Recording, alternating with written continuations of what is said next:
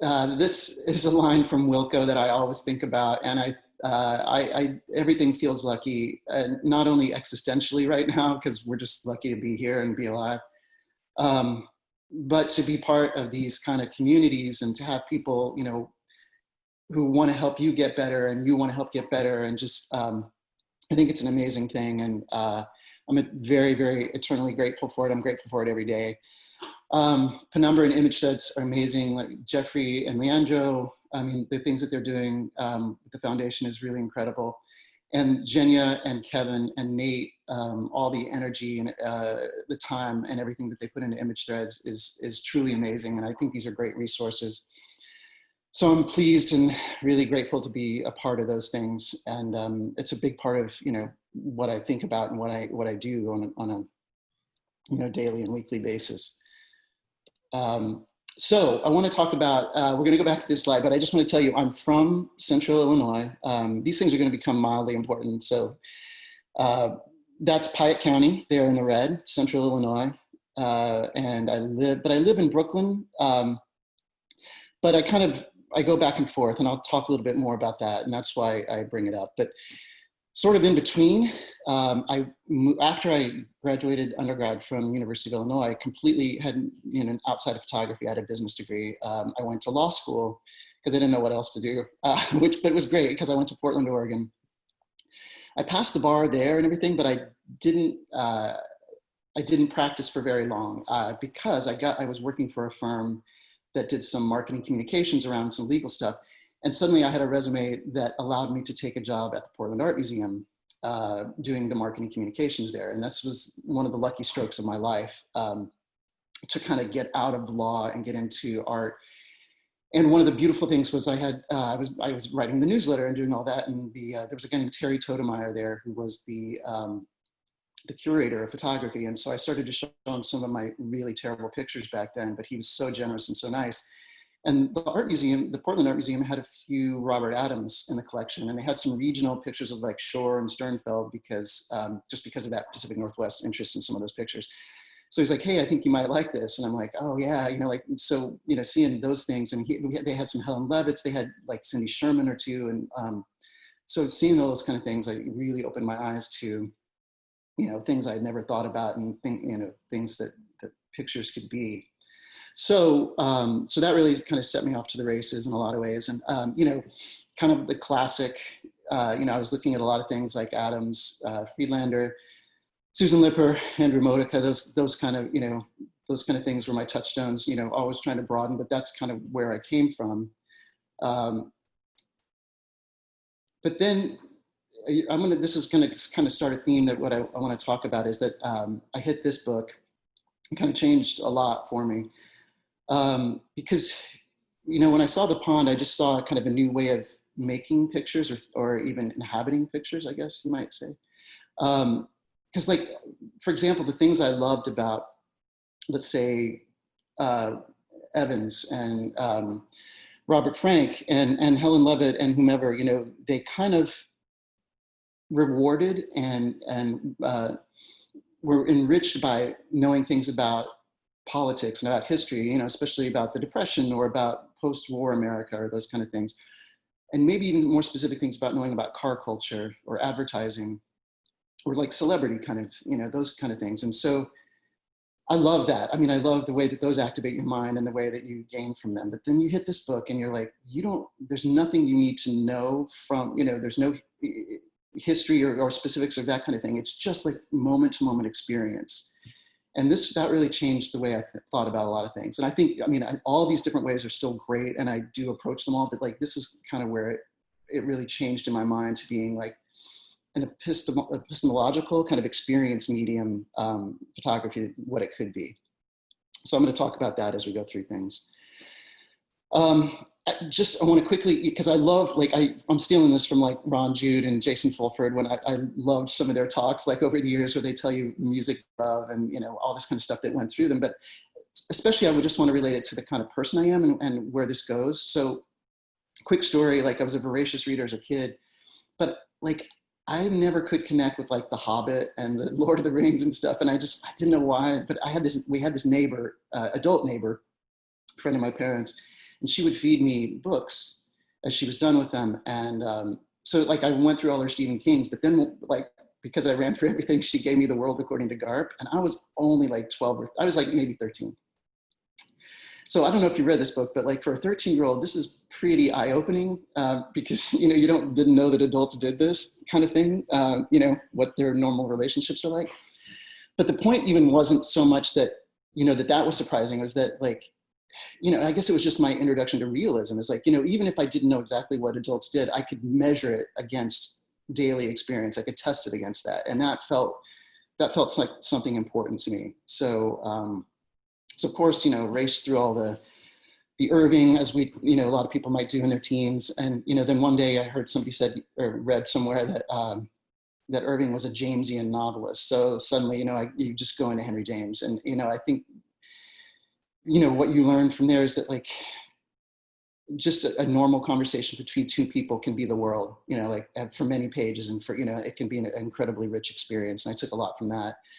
And then, you know, you think about Virginia Woolf, which, you know, what I was getting at with The Pond is like, you know, she's really honing in on just experience and sort of these myriad impressions that are coming at you all the time. And like, not only to The Lighthouse, but especially in The Waves or something like that. I mean, probably The Waves and The Pond would be kind of parallels for me. It's like just impressions, you know, and kind of just making sense of all that.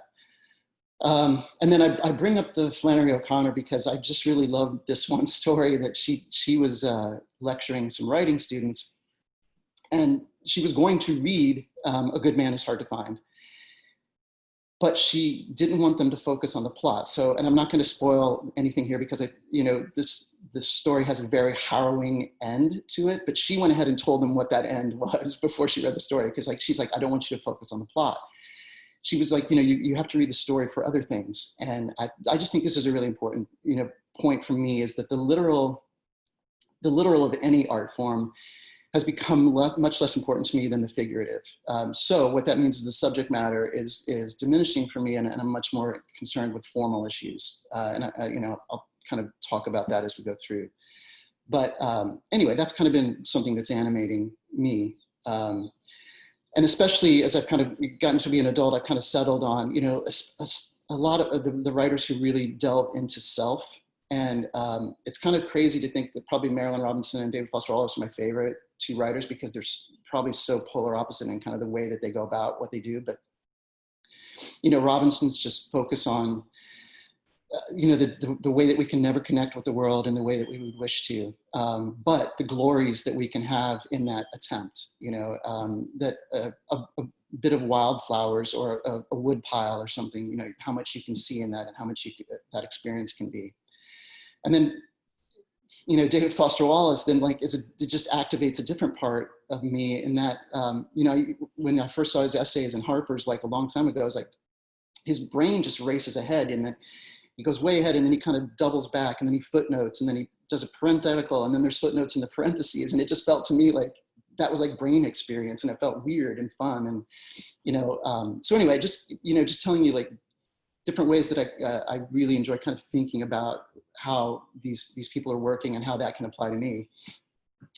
And it may sound funny to say that I think that like a poet is the patron saint of photography, but for me, it's Wallace Stevens. And the reason is because over a very long career, every poem is just a new calibration between what's inside and what's outside. And he knew that those two things would never, ever come together, but sometimes they feel close and sometimes they're far apart. And he was just constantly gauging and mapping that.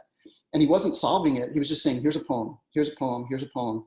Always just in this mix of what could be made of that gap between inside and outside. And I think that's a really great kind of lifelong sort of approach or way to think about it. Now, I want to tell you, I'm not saying go read these books, or I don't say show them to show how cultural I am or anything like that. We all have our different ones, but just to kind of emphasize what I'm thinking about. And actually the one book that I would recommend that many people read, that I've recommended to a lot of friends and they really love, is this book by James Wood. And it became important to me because what he did is he gets under the hood of how fiction writers work, right? And so getting back to that in Flannery O'Connor, you know, he's talking about the formal things, the strategies and the tactics that fiction writers have to produce effects on us. And so like, it was the first time I ever really learned about what free and direct style was for a writer, you know, and that you start to say, oh, that's, you know, I get that, that's really important, and what the levers that I can pull and that I can use. And, you know, I think photographs work in the same way that fiction works. And we have a lot of ways to kind of manipulate, you know, we have our tool, our machine allows us a lot of different ways to manipulate, you know, subject matter, to do that formally and to influence the picture. Couple quick more slides just to get you oriented. Like, you know, it's going to show my age directly, but like Murmur hit when I was, what, 14, 15, you know, perfect. Like, I loved classic rock, but I was kind of probably primed for something else. So, you know, if you listen to a record like Murmur, it kind of, I mean, the joke is you could barely know what the lyrics are, right? So that subject matter kind of like went behind to the formal part of just the sounds of the words and the sounds of the music. You know, one thing I always love is how some things lead you to others. One day, you know, like I read an interview with the guy called Peter Buck, who was the guitar player for REM. And they said, well, what's your grandest ambition for this band? And he said, someday I want to make a record as good as Astral Weeks. So naturally I had to go right to Astral Weeks because I didn't know that music back then. And I still think this stands as like a testament to like what the expansiveness of the human imagination and like how far you can go and how far you can kind of entertain your muse, but still also keep it in really, really precise control. I mean, you know, there's very few artists I still see do this to this level. Like, I think of like maybe Ricky Lee Jones. I see Erykah Badu doing this, and, you know, it's just amazing. And, you know, it's just kind of a goal that you'll never reach, but thinking about these expansive kind of things.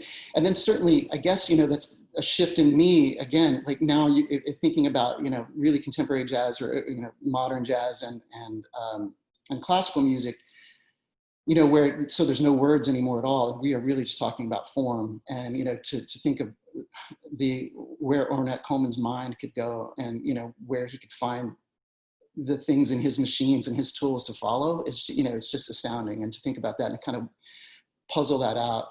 And Feldman, you know, was a minimalist composer, and he in the same way, but, you know, I guess the opposite, he's kind of taught me things about how you can sequence things and how, you know, how quiet something can be and how quietly modulated something can be.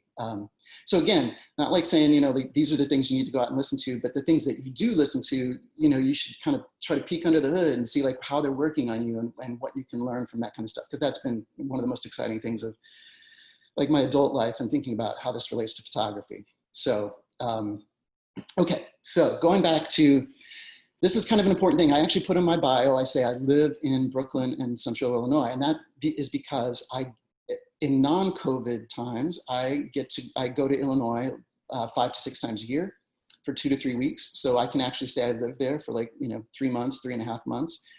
And that's been a really important thing. And the real gift of getting to do that was because my graduate school at the University of Hartford was a limited residency program.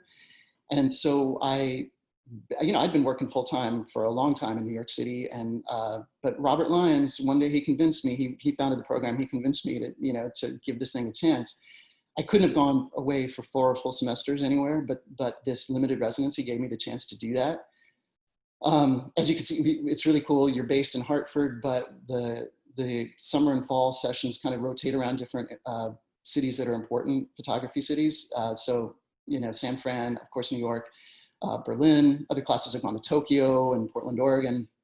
But what that did was, you know, so I was working, but still I had a chance to go to Illinois a lot and to focus on that. And, you know, basically once I got out of school, I was like, well, this is working for me, so why go back to full time ever? And so that's allowed me kind of a way to live. So I just wanted to show you a few pictures, because this is, I want to talk, you know, as I was talking about the switch from the literal to the figurative, these are some of the pictures I made back in about 2008 and that I used as my application for Hartford. You know, so, you know, basically, and I do show this to students a lot because I say, you know, I went through my period of ripping off Stephen Shore and Sternfeld, you know, like that's what I was doing, because I was seeing subject matter and not really understanding the form things that they were doing.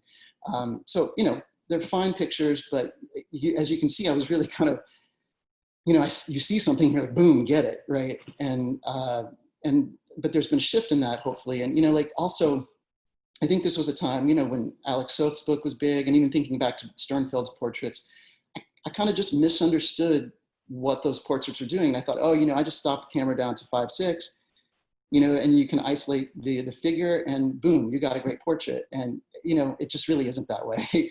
But, you know, I think it's okay. You got to work this through your system. I made millions of these kind of pictures like we all do. You know, and cool, it got me into graduate school, but, you know, things start to change. And as this is just a few pictures from my thesis project. And, you know, I think once I realized it, it was sort of an amazing thing to think. I used, you know, when I would go on these road trips and I'd come back with 80 or 100 rolls of film and I think, oh my gosh, I hope that old motel looks great. I hope that person looks great. I hope that sign looks great. You know, I had specific subject matter in my head. And then, you know, as I went through grad school and started, you know, like I would bring back 80 rolls and I would be like, I have no idea what's on there, you know, because it would just be this. It would just be some trees and, you know, some roads and some other things. And it was just a shift between, you know, nailing the subject matter to thinking more about relationships in the picture, and that being more important about the picture. And so, you know, once that shifts, almost any subject matter will work. It's and now you're just thinking about the picture in a different way. And that was really fruitful for me. Again, it's not the way for everybody at all, but like you're going to kind of see that that's been the way that things have changed for me. The other beautiful and wonderful thing coming out of grad school was that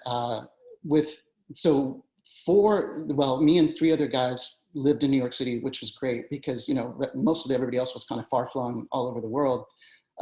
But Nelson Chan, Carl Woolley, and Jay Carrier were all there. So we got to spend a lot of time together.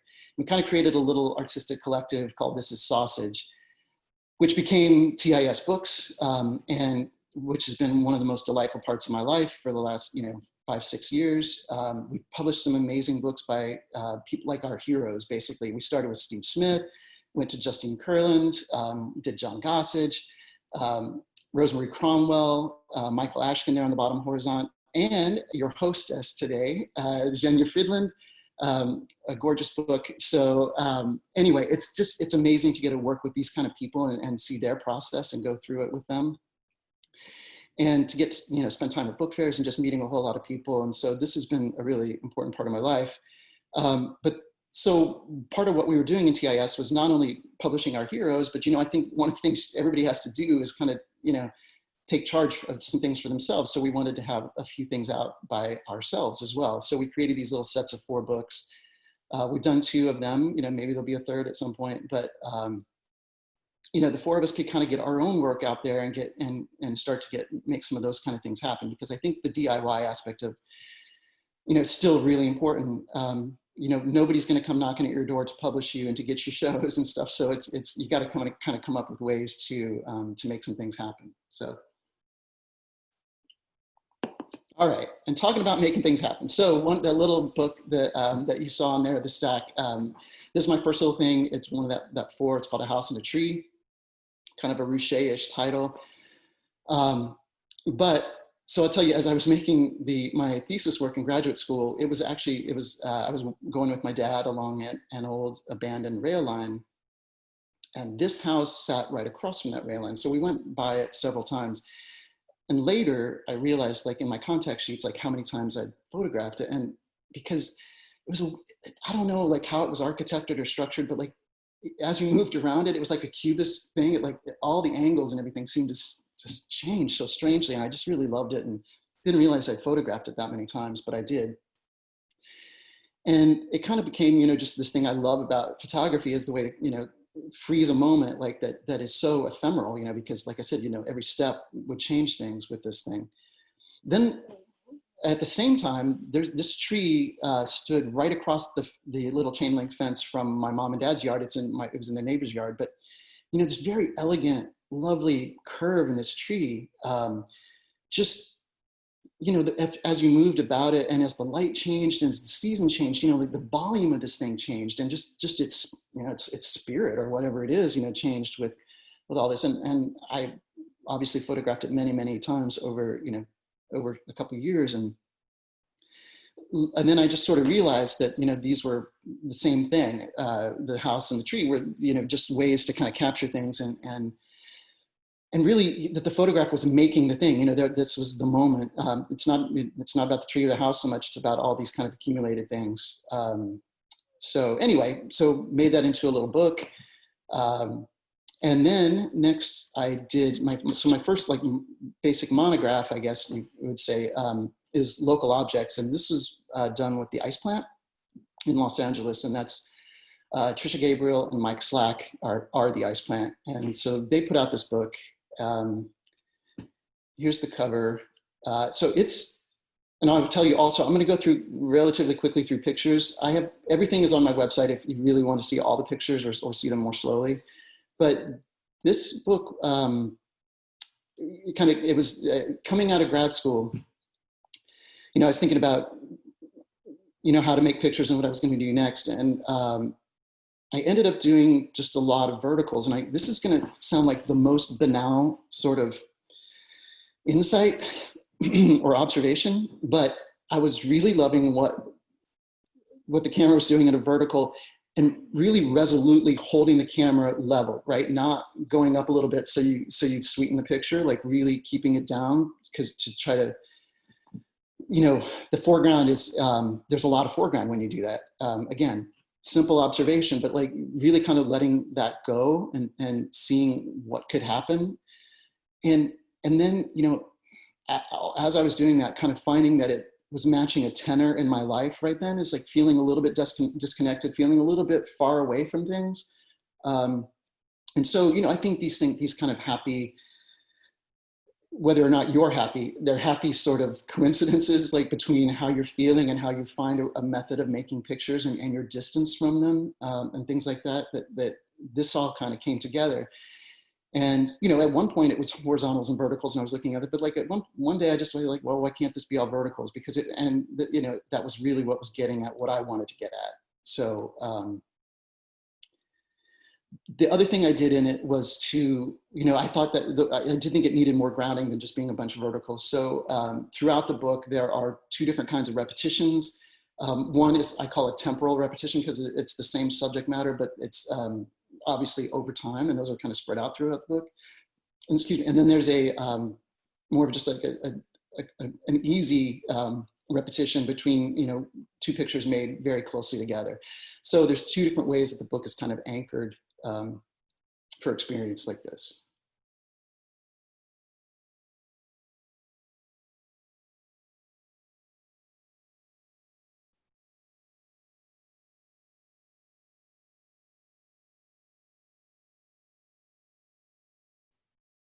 But see, like, for example, this picture, when I made it, I was like, I can't really do all that. It's like 2/3 or half foreground, but then you start to ease into it and you start to say, well, this is doing the thing I want it to do.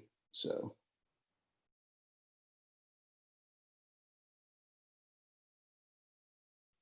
And I should say also, like everything is a collaboration, like Ice Plant, what they did to this, but Nelson did the files, like, everything, all these connections, like nothing is ever made alone. And the design decisions and everything that Mike and Trisha made, and there's a bunch of trusted friends helping me, like looking through many, many edits, Raymond Meeks, Brad Zellar. Brad had a big impress on like just how I thought about it. He doesn't say this picture, this picture, this picture. He kind of gets into the hood and how do you think about something?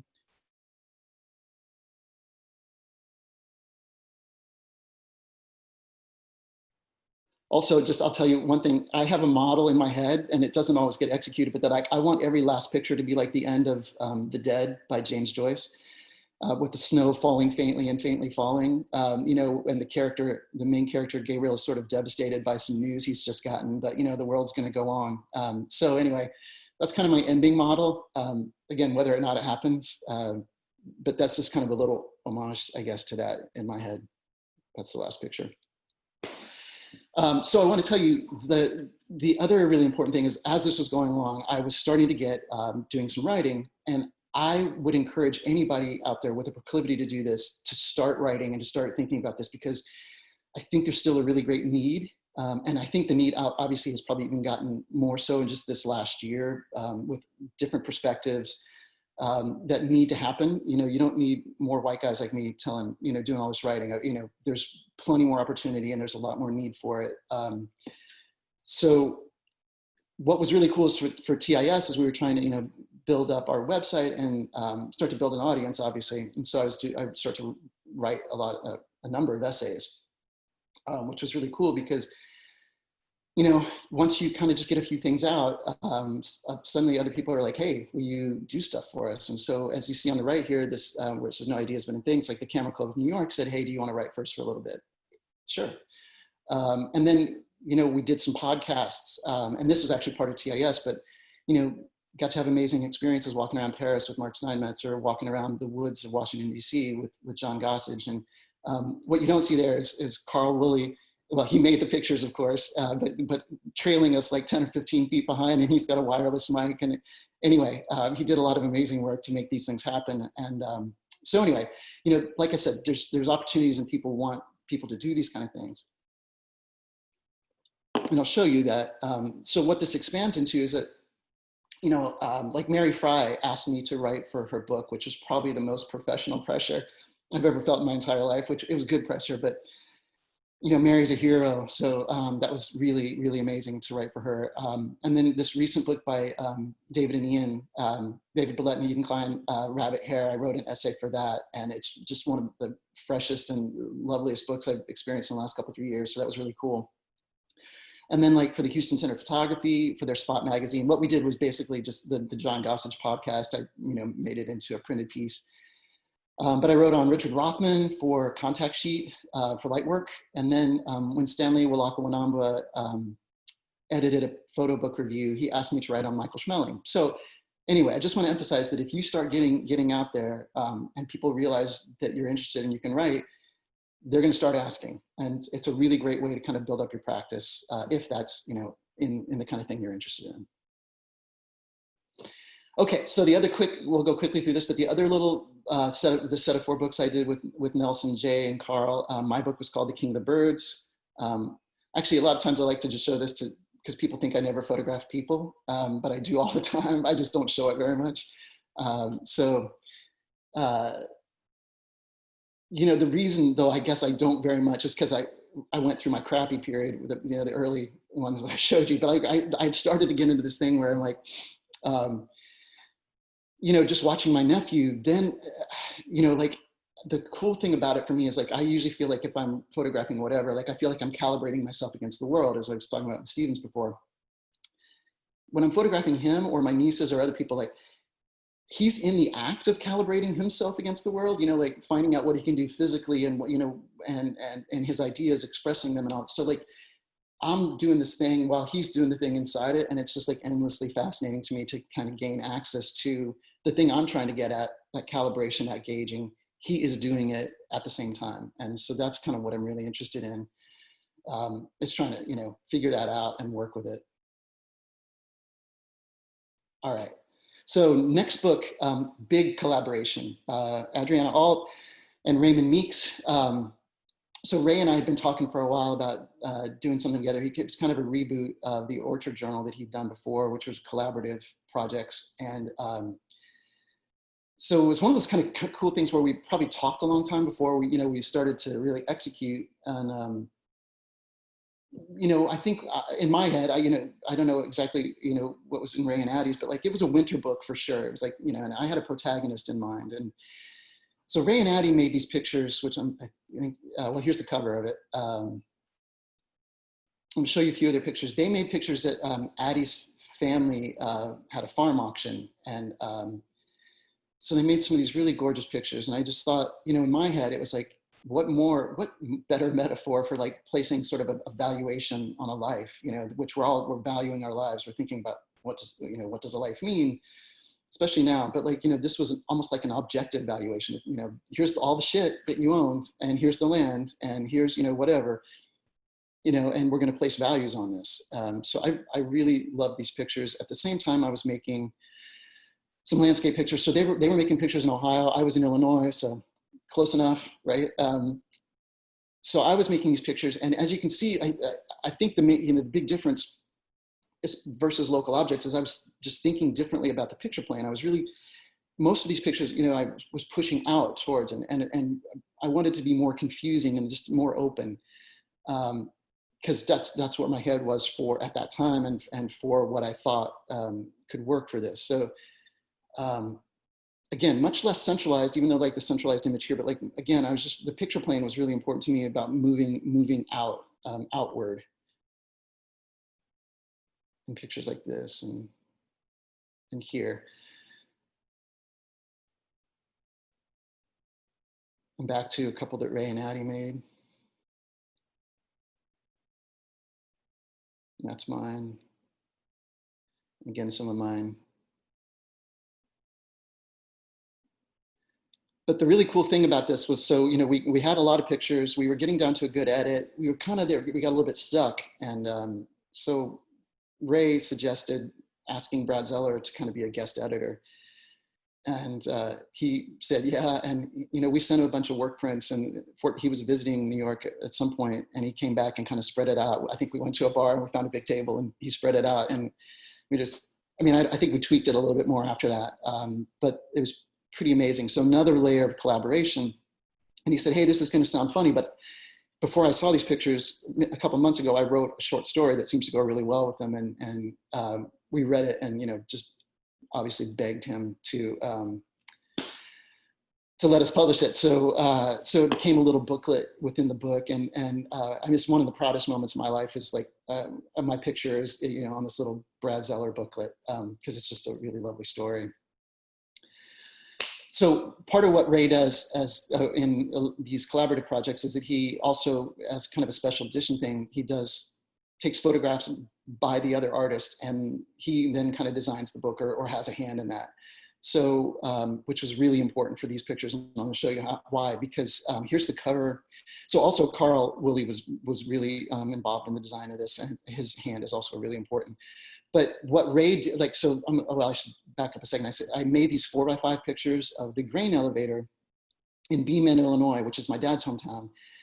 And he, you know, he didn't work on the elevator itself, but he did work like out in the fields a lot that brought the grain in here. And this is still a working elevator, very important part of the community. But I made these 4x5 pictures, which I'll show you in a second.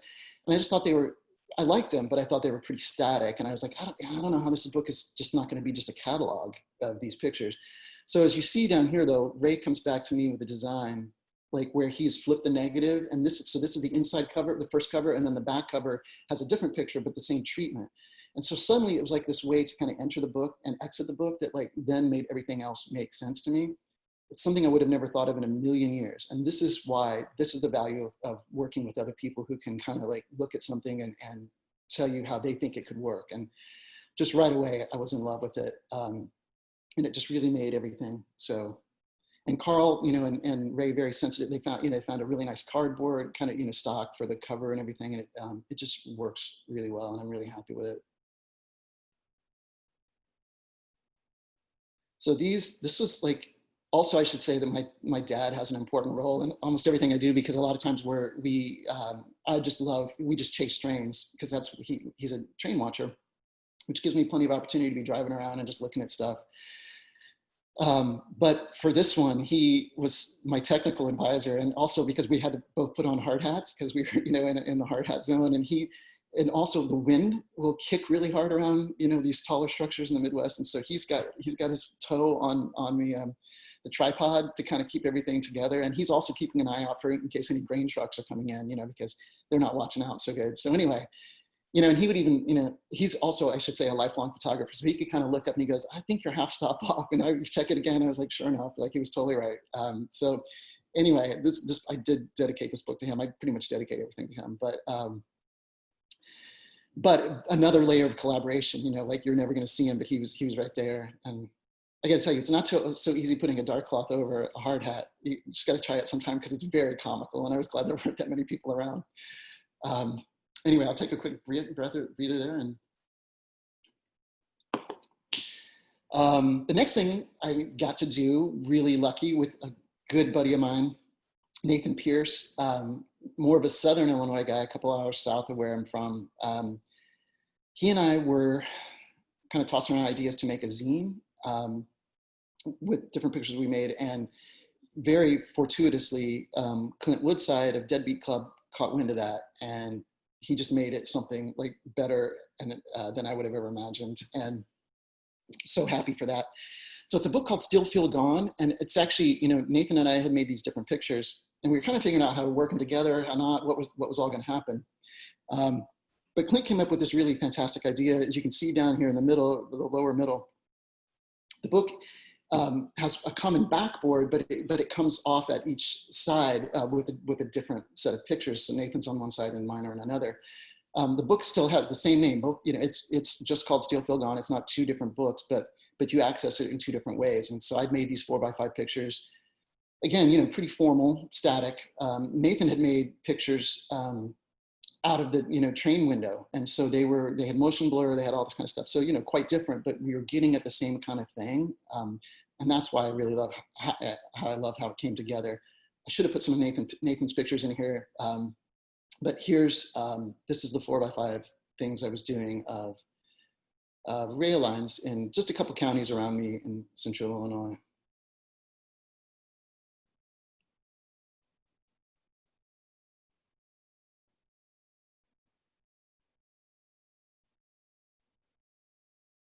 Again, my dad with me at all times, right there. You can see a train coming from a long, long way. So it's like, you're never in danger, you know, here. But anyway, always keeping an eye out. All right. All right, we're getting there. Hang on with me for a little bit more. We got, so the next thing I want to show you is called the Ancien Regime. It's not a book, it is a show. Well, a show. It's a few pictures that sometimes get hung on walls, let's say that. So the way this came about was a different kind of thing. And I was so pleased and kind of fascinated by this, but like, I was making pictures around in my hometown. And a lot of times I'm there around 4th of July, and then I make another trip around Labor Day. And so as anybody knows, that part of the country is just sick with the humidity. You know, like you walk outside and you're like instantly sweaty.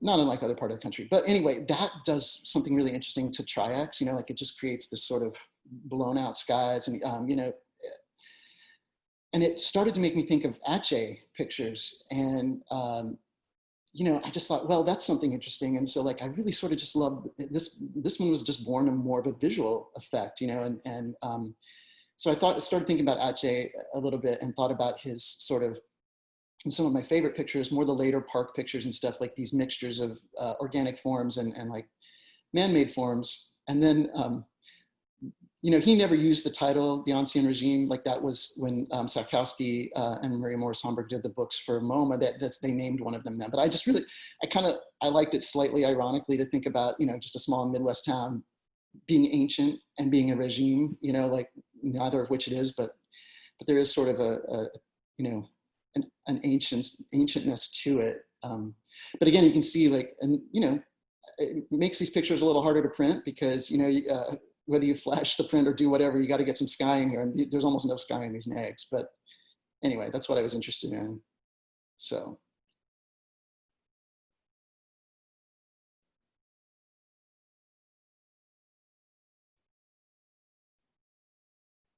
And there, so we showed it, like I did a co-show with Ray at, in Amsterdam at Wouter van Leeuwen's gallery. And then I did this at Silver Eye in Pittsburgh. And I gotta tell you, oh, by the way, if you're not like on Silver Eye's mailing list and I'm following them on Instagram, do that. They're amazing, amazing organization.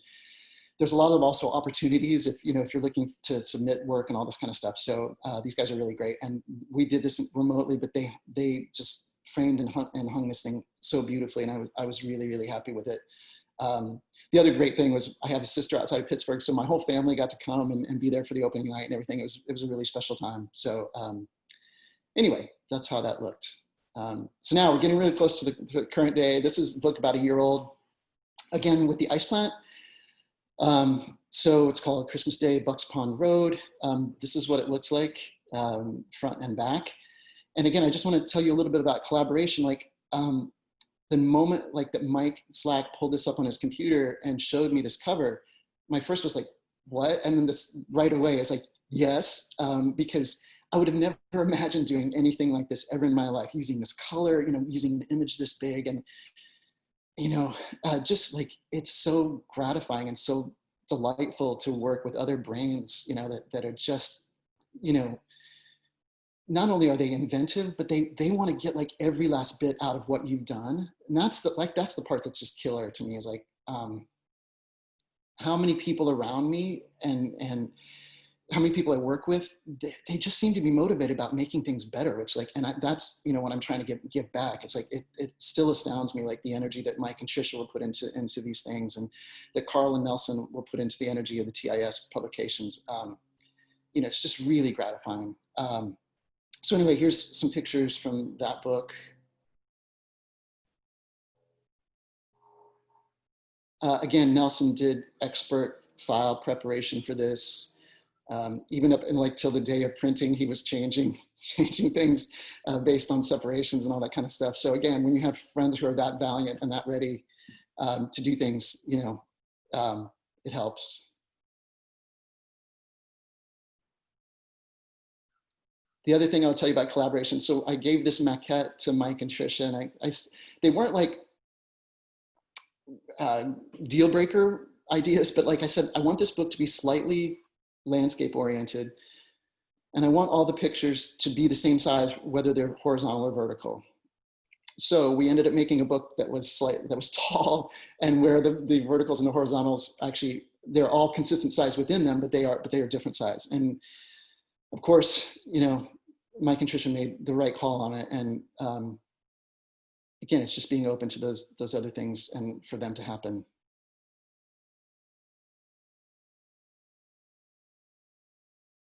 Also, I'd have to say I had one different picture and ending, and I was violating my own James Joyce rule. And our hostess Jenya said no. She's like, you need the tougher ending. And so like, again, like I just need people being that specific and that interested in things like that. It's really, really valuable to me. So this is the ending picture. All right, so just want to bring you up real quick. So in isolation, trying not to get, you know, bored. I have not been bored or anything like that. Had a couple pictures in this beautiful thing called Soft Copy with a lot of other really great people, Aaron Schumann, Spootmott, Emma. So just some pictures of the backyard, which was kind of fun to do that because they kind of created a small town in this. And again, with Nathan Pearce, I, believe it or not, at my advanced age, I invented a hashtag on Instagram, which was social distancing landscape. And me and my niece were using it, and Nathan started using it. And so we were having fun with it. And he's like, how about let's make this, you know, like, let's make this a thing. So we did. I was making pictures.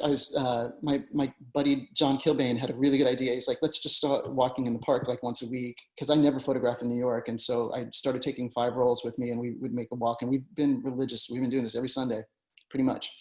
So I've been making some of these pictures, and these are the spreads. So what I did is I partnered with my niece. Her name is Emerson German. I really love her photographs, and she and I actually go on a lot of photo walks together. We have for many, many years. So I got to make a book with her, and this was our distant zine. And those are all her spreads other than the lower right one. And we've done distant zines for many other people, kind of pairing or having triples. And so we're gonna do another one here, hopefully relatively soon. And then I just want to tell you, this is the last little bit of my thinking, because John and I have been like restricted to, well, self-restricted to the Prospect Park, which thank God is a huge park. I've been basically just shooting trees, you know, and all this kind of stuff. But probably, you know, one of my top 5 favorite painters, if not my favorite, is Joan Mitchell. And so I'm just trying to think about, like, if I'm restricted in subject matter, really restricted, like, let's think about picture plane and all that. And so, you know, kind of thinking about these all over picture planes. And so these are pretty fresh, freshly scanned rather, you know, I may never do anything with them, but this is where my head is, like, kind of like trying to just like explode the thing and go a little broad. The other aspect that is in Mitchell, she has a whole book of sunflower pictures, and there's a really particularly lovely field of sunflowers that got kind of hit hard like a few different times, because like there were remnants of a hurricane that came through, and then we had another storm. Anyway, this beautiful field has kind of been beaten down and kind of gone back up over time. So anyway, this has just been kind of inspiration. Again, who knows what we'll do with it, but trying to keep active and like keep thinking about things during this time, you know, and not get too complacent or anything. So that is it. A whole lot of talking. hope it was not too boring. But I think we'll open it up for questions. Yeah, I'm sorry, don't have much experience in hosting artist talks. Actually, none. This is, I think, the first time. So I forgot to mention in the beginning that if anyone has questions for Tim, you can put them in the Q&A tab, and Tim will answer them. Do you see your Q&A, Tim? I do. Yeah. Excellent. Okay, well, Andrew Chasen is my, if I don't know if I'm pronouncing it, so I'll read the questions because I don't think everybody can see them necessarily, right? Okay, yeah, so Andrew said, I'm curious about how the relationship with the book publisher came to be and the process by which he got his first book published. So, you know, like I said, part of this was the DIY, you know, to do some things with TIS, but, you know, there are important, I mean, you know, relationships building, you know, I mean, people hate the word networking, but that's kind of what it is, you know, like, so Ron Jude was one of my, along with Mark Steinmetz, was the final thesis review committee at Hartford. And so, you know, you get to meet him and be friends. And I eventually showed him the maquette for Local Objects. And, you know, he liked it enough to say, hey, I think the ice plant might be good for this. Ron was longtime friends with those guys. So, you know, kind of sent it on his behalf or behest. And that's the way that happened. But, you know, most of this is, you know, there are a lot of places where you can still do sort of unsolicited submissions, and that's great. And TIS, you know, accepts them. But a lot of times it's through somebody saying, hey, I've got something that I really like and that, you know, you might like to see or whatever like that. So, you know, fostering those kind of, you know, connections is really great. Guillaume Tomasi, I hope I'm saying that right. Does this particular period change your relationship to photography? You know, I think so. I hope so. I actually explicitly was talking with John and some other people about this. Is like, you know, even like, I will never make a political picture. You know, I attended rallies, but I didn't photograph rallies, you know, during the summer. I never photographed anybody in masks or anything like that because I'm just not a topical photographer. But I think we bake in, all this stuff becomes part of us, you know. I mean, I always use this Flannery O'Connor quote. She said, you know, and I kind of paraphrase it to change it, but she's like, you know, I know that we dropped the bomb on Hiroshima and Nagasaki. She's like, I can't write about that, but that is that kind of horror or that thing that human beings can do to one another. That's now part of me. And that's going to become part of how I write. Not topical, but it becomes part of you. And I have to think that this time, you know, the restrictions of this time and the pain of this time and still maybe hopefully the joy of this time, you know, are coming through. So, but who knows? Quick question, are you still shooting film? Yes, but I have to, just a very recent, I just picked up, I've been starting to use a digital point and shoot that I'm really, really super having a lot of fun with. So, but yeah, predominantly all film. The only thing I barely know how to do is process black and white and print it, and I emphasize barely. So I'm still sticking with film. Let's see. William Hillier, what's the difference between how you approach putting together a collection of photos for a book and for a zine? Well, I don't know that it's necessarily that different. I mean, I typically would think of zine as being a shorter, kind of quicker, get things out there. It's much more, you know, like unprecious.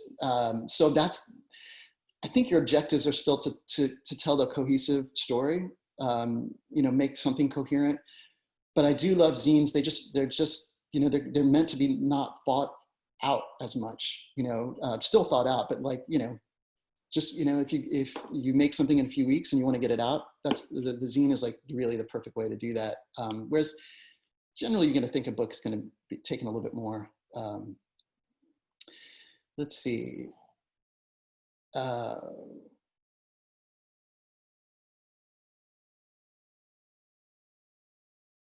Okay, Lauren Federchak. Hello, Tim. I have a question about your process. How do you know that there's a series happening within your pictures? This is a really good question. And I think, you know, I have long conversations with many people about this because everybody has a different way. Like there's a lot of people who they might do some research, or they say, hey, you know, I found that there's an interesting situation here geographically, or there's a situation, you know, like of something happening close to me. I do the opposite. I photograph a lot, and I only really photograph in Illinois other than this recent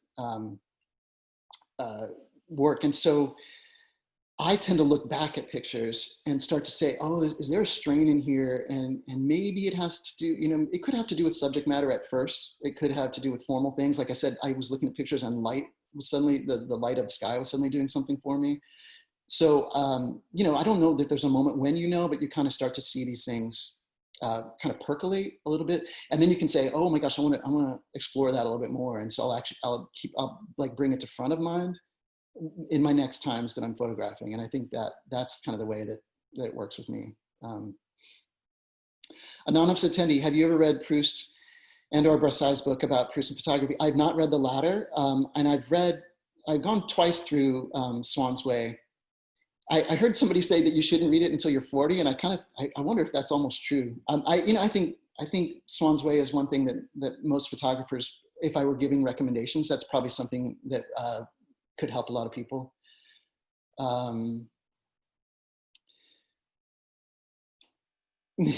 Nick, your question makes me laugh. And if other people on here could see it, they would make them laugh. Can you share what you know about file prep? Zero? No, the worst. I rely on friends, especially Nelson and some other friends, Kevin Kunstadt. You know, I kind of started to realize that if I'm going to help change the world, if I'm going to add to this conversation, it is not going to be in Photoshop. It is also not going to be in how I do, you know, in any crazy new development of film. I have other things to do. So I have to tell you, I rely on friends, and I can kind of get a picture to where I like it, but then I need help. So, you know, I just got to pick my battles on that. So anyway, but that question would make a lot of people laugh if they knew you're asking. Let's see. Ryan, could you talk a bit about how collaborations that haven't worked out? Boy, I don't know that I've had one that hasn't worked out. I mean, maybe Nathan and I, like, we talk a lot, so maybe we've had ideas that didn't go through. And you mean, like, as Ray and I were talking through the township thing, we probably had a couple different ideas that haven't gone through, but maybe I've kind of just buried those in my head. But, Alan Lepp says, I might have missed this, but but why do you only shoot in black and white? Do you play around with color? So in grad school, I'd come in with color photographs, but like I said, I mentioned, I can't do anything with those in Photoshop. I can't print them. You know, if I got some free time, I'd love to learn to go back and do color printing. At the barest level, I can develop black and white film and print it. And again, emphasize barest, but that allows me to be in control of that whole thing. So that's kind of why I stick with black and white. But I do, you know, just even with the iPhone, or I'm messing around with the digital, I do want to play with color, and because it just, you know, it's a different way of going about things for me. Taylor, hi Taylor. When in the editing and sequencing stage of a body of work, what is your favorite beer to enjoy? So it's probably no secret that I think there's a lot of different ways to kind of like do your editing and you know, get to the point where you want to kill your darlings. And for me, so right today I'm drinking, because it's an afternoon, and I'm drinking what's called a Rec League, which is like a 4% beer, which is barely, you know, does anything. But Taylor, I would say I'm going to go for a double, if not a triple IPA, probably for this, because I think you want to get to that level where, you know, you're really being pretty tough on your pictures to start to, especially the editing. Maybe the sequencing, you know, I don't know if I'd say, but the editing, waiting to go out of that with, it'd be good strong beer. Zach, hey Zach, how are you? Do you ever go through slumps with your photographic practice? No. You know, I've talked with Ray about this, Ray Meeks, like, and I say, you know, like, what's, you know, he's like, as long as it's going, man, he's like, at some point it'll turn off, and then you want to have a lot of pictures. But to me, like, this thing seems endlessly fascinating. And you know, like, there's a quote from Marilyn Robinson. She says, for all intents and purposes, everything has yet to be done. And I fully believe that, you know, like, every new book I read, every movie I see, every time, you know, every new record I get, like, I just think it's changing me. And you know, and trying to figure out what is in that and what's new. And you know, there's the flux of the outside world, and there's the flux of what's inside. And then to me, that's it's still giving up you know, it's still offering up quite a lot. So sorry, this is all kind of cycling, and so I may be going over some people, and sorry to do that. But Micah McCoy, hey Micah, guy from my, believe it or not, county in central Illinois. He's at the very north end of it. Micah says, is it important for you to get out of Illinois and go back to New York to understand what's going on in the pictures you made there? So yeah, this pattern, I really, really like it. You know, so I go to Illinois, you know, make a whole bunch of negs, film, you know, I mean, sheet and rolls, but then I bring it back. And then I also go back to my money earning work, you know, so that's like my day. And then so at nights and weekends, I'm kind of looking through. And so I do think, yeah, getting that distance can really, really help. And also, you know, it's exciting. I mean, New York, obviously I love New York. Like there's, you know, the music and the galleries and all the things I can have there are just really important to my creative life and how I'm thinking about it. And then, you know, but just having that time in Illinois is really obviously super important to the making kind of thing. So it's kind of like they're really balanced really well. And I mean, that's probably the worst thing of isolation, is that I haven't been back at all since Christmas. And so I'm planning like my next trip, which will probably be kind of long, to get back and do that. Let's see.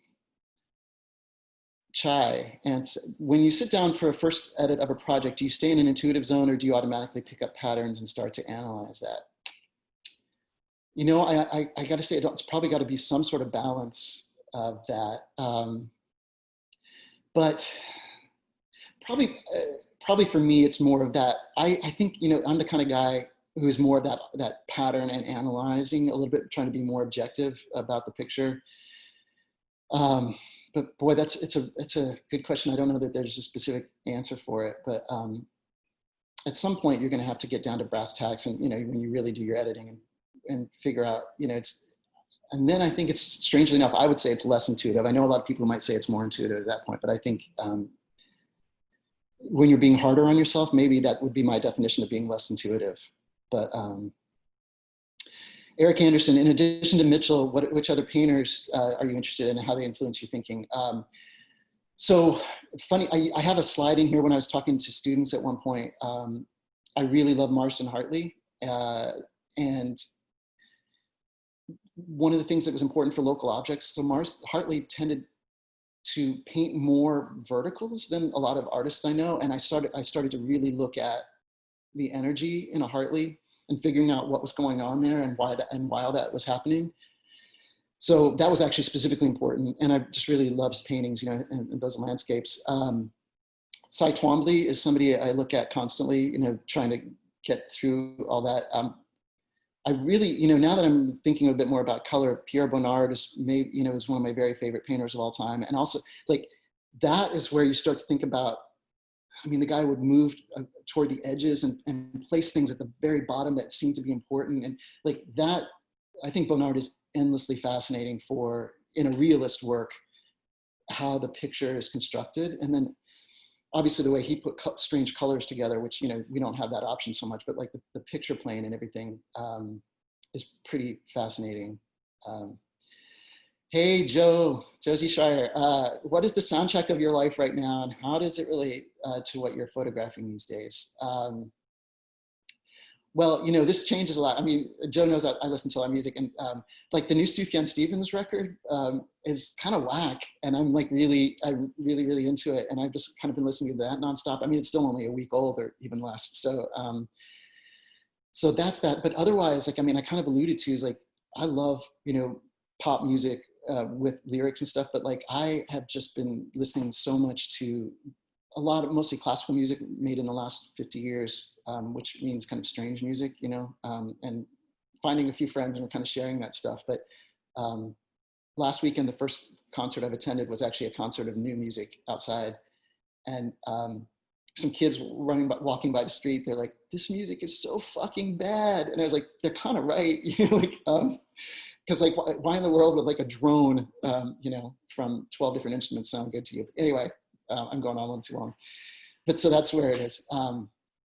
Hendrik Paul, regarding your camera gear, do you use one camera, one lens, film type? So one thing that's really important for me that is different from some of my friends, and I'm jealous, but I I have to super simplify like all my variables. So yeah, I use a 4x5 with a 150. I use a 6.7 Mamiya 2 with the 80 on that. So, basically normal lenses. I only use Tri-X, and for both cameras, I rated at 250. So like my meter never changes, because like if you give me more opportunities to fuck things up, that's what I will do. And so if I reduce those, then everything works out a lot better for me. And it gives me a lot, then I'm not even thinking about gear anymore. Like I'm just thinking about, making the picture. So yeah, I don't know if that's the right advice for everybody, but that's really helped me a lot. Andrea Camiolo, hello Tim, what advice do you give a student who has just graduated in photography? Hello from Italy. Hello, I gotta tell you, last couple years, this is one of also the heartbreaks of this year. We have, after Perry Photo, gone over to Milan to meet camera, and Giulia Zorzi is one of my favorite human beings in the whole planet, and just the spirit of the Italians there, and the way that they put on a party, but the way they love photography, like I'm so into it. So just graduated. I mean, I think it's just like, I hope the spigot is pretty open. Like you're just flowing. I mean, I think if you just graduated, when I just graduated, I felt like, I just like, oh my gosh, I can't wait to just make tons of pictures. And unfortunately, I know people who kind of get paralyzed after that, but like I didn't. But like, just be making and doing all this kind of stuff. And, presumably you're young. And I would say, like, I think a lot of people, especially they graduate, they feel like, oh my gosh, I got to have a book pretty soon, or I got to have this, a show pretty soon.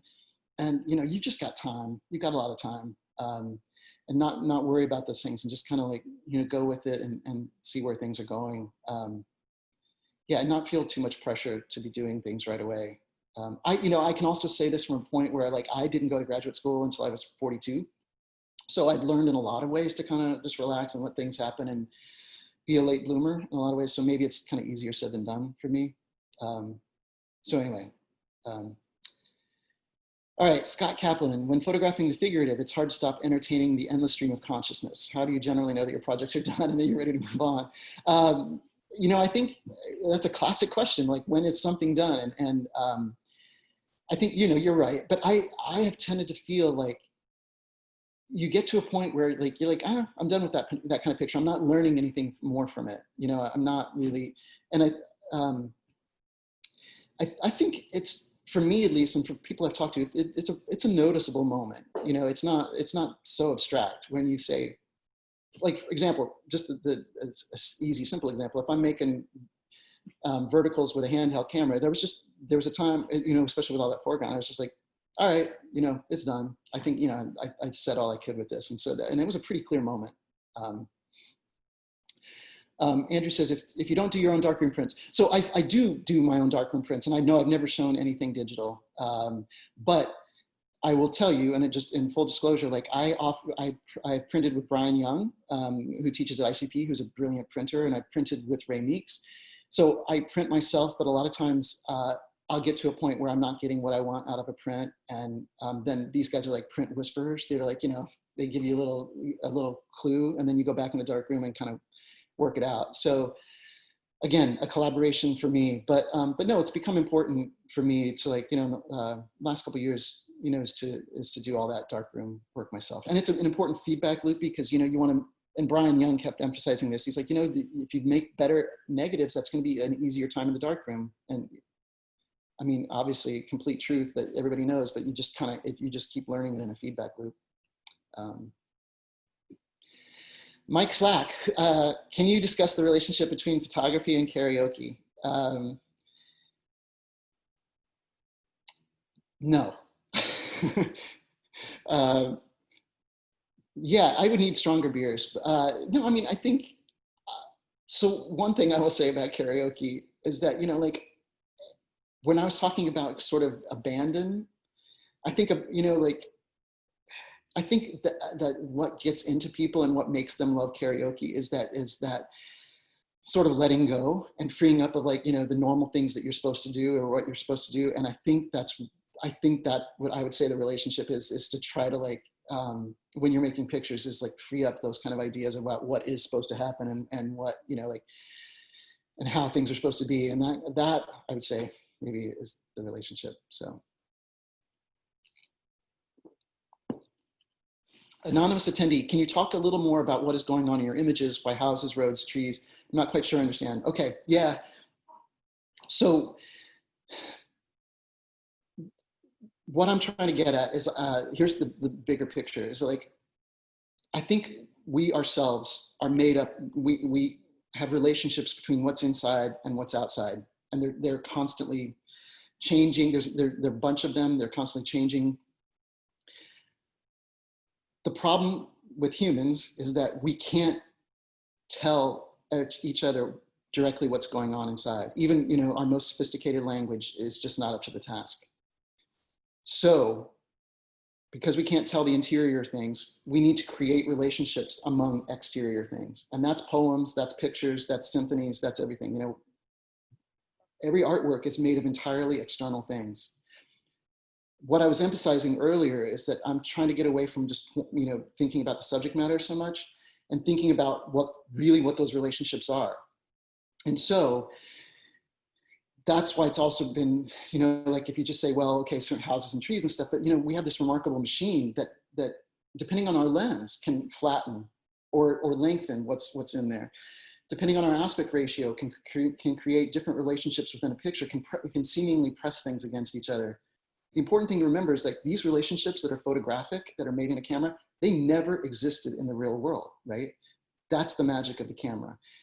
So all these depths that we're changing, like we have time, we could potentially have a motion blur, we could keep the shutter open a little bit longer. Those things never really happened. The picture is a brand new thing. It's not the reality of the world. And that's where I'm like, when I talk about all those different things, I'm just trying to create relationships between things.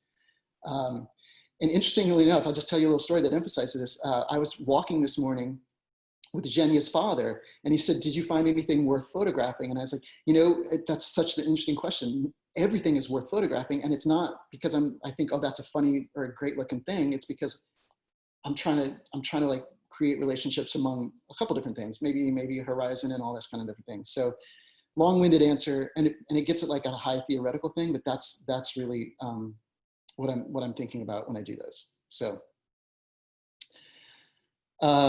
Nick Block, your photographs elevate the banal in these vernacular kind of places. You said they're formal, but you're also saying something about significance of these places and kind of placesness in general.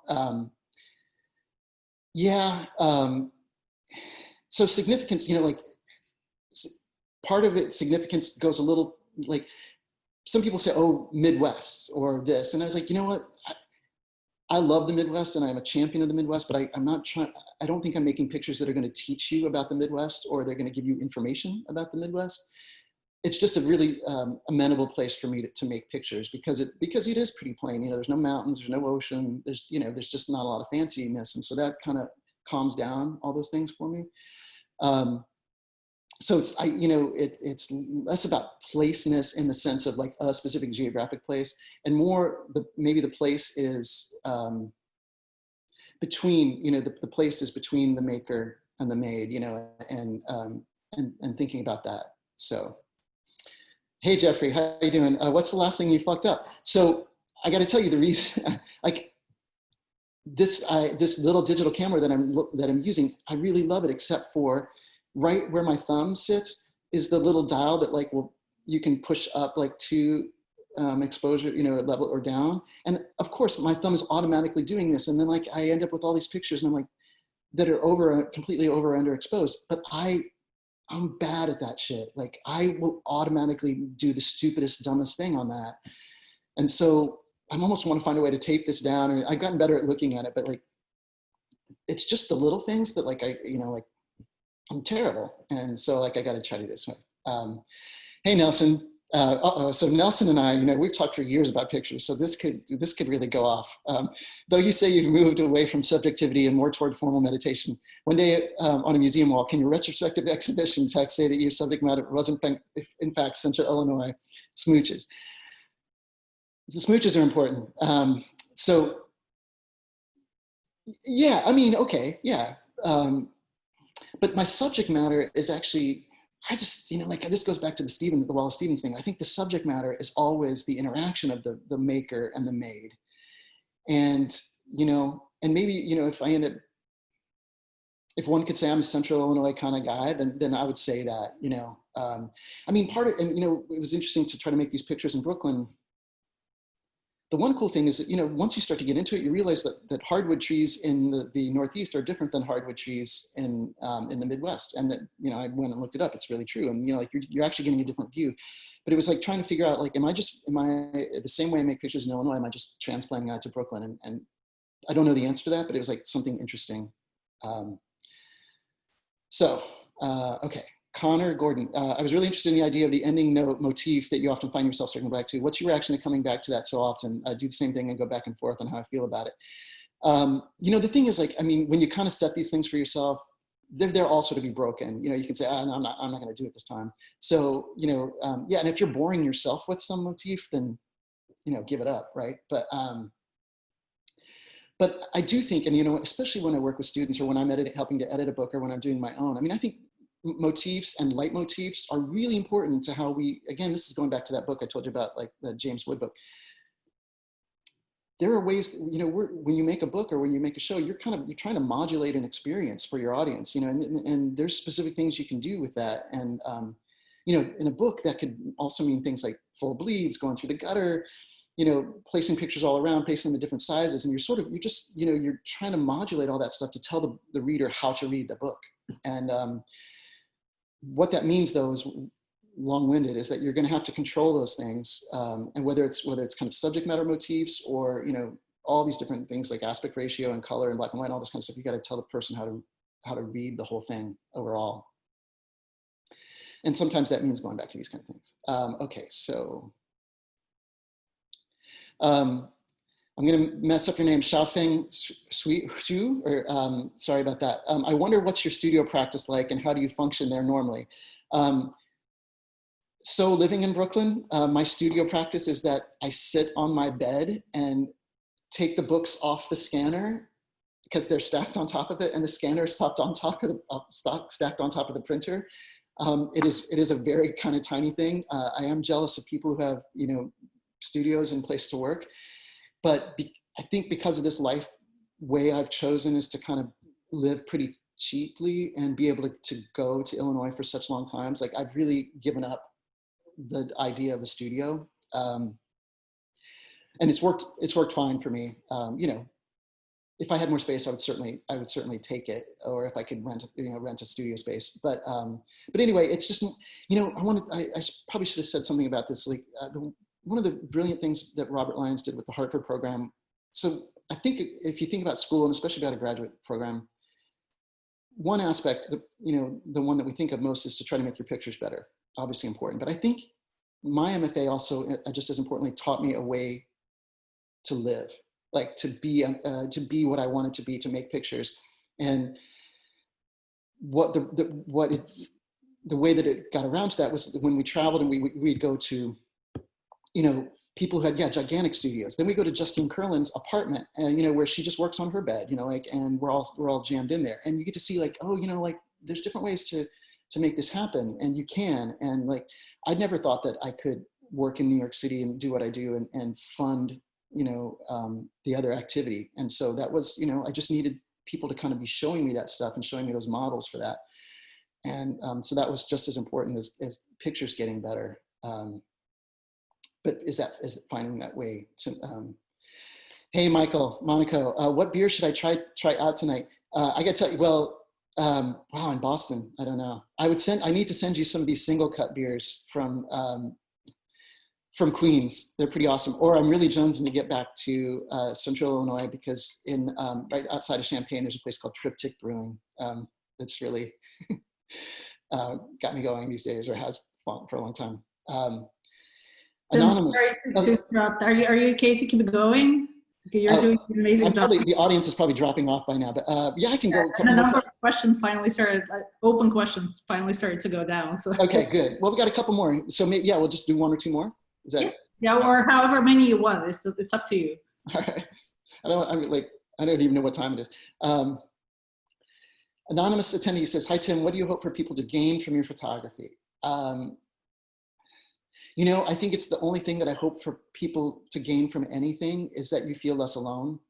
Because, you know, I think every poem that hits me, or every novel, or every piece of music, and certainly photographs among them, like, I think, you know, these things I was alluding to earlier, you know, it's like the disconnect that I and many poets and artists have felt from the world. It can make you feel really strange, and it can make you feel sad. And it can make you feel weird. And so sometimes, like, when you see things, like when I read David Foster Wallace's writing, and I realized my brain was not working. My brain was working in a way that some of the humans was, you know, not as good as his, but like in the same way. And, you know, you see a picture, and sometimes I describe pictures as like almost like a comfort or a relief. Like, you know, you feel less alone and less strange. And you get to see that people, you know, can make things of their strangeness. Like, that is the ultimate thing I would say of Marilyn Robinson, and especially that book Housekeeping, is that like, it emboldened me to be like, you know, these things that I find probably the most painful are actually, you know, those are the things that are the most beautiful. And you know, without embarrassment, you can use them.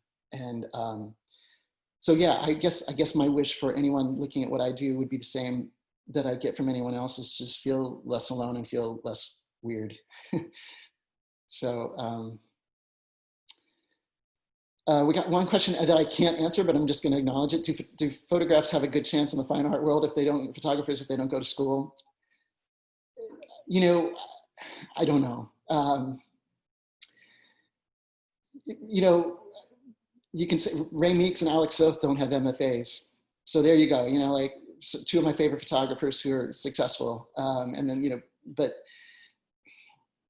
you know, I guess one theme I was trying to get at is that the art world can be this thing that you're trying to penetrate and get into, or the art world can be something you make yourself. So, you know, you can create an alternative space. You can start a publishing company. If you want the art world, you know, if you want this kind of things, you know, don't sit around and wait for it to happen. Just do it. Should we finish with Arthur Gauthier? How or why do you think people connect with the work you do? Does it influence or inform your practice? So yeah, I don't know, but I got to tell you, like, I'm still like brought to tears every time somebody like messages me on Instagram or writes just a you know, lengthy email about a book or something, or something, some essay I wrote. That, you know, and so I will tell you, it's also a feedback loop, because I've written some things that I thought nobody's going to be interested in this, or this is ridiculous. And then you get this, so many responses. And then, so it makes you braver. It makes you feel, you know, like, okay, I can say these things, and I can be a little bit more, you know, hard on my sleeve. And that, so it is important for me to learn from when people say these things, like, it emboldens you to be more open and to be a little bit more, I mean, I don't even like, I feel like the word risky, but like, there is some element of, you know, just kind of saying, okay, you know, I'm gonna try this and get it out there. And so it's really important. Like, if you do see something you really love, you know, yeah, write to that person. Why not? It helps. It does help.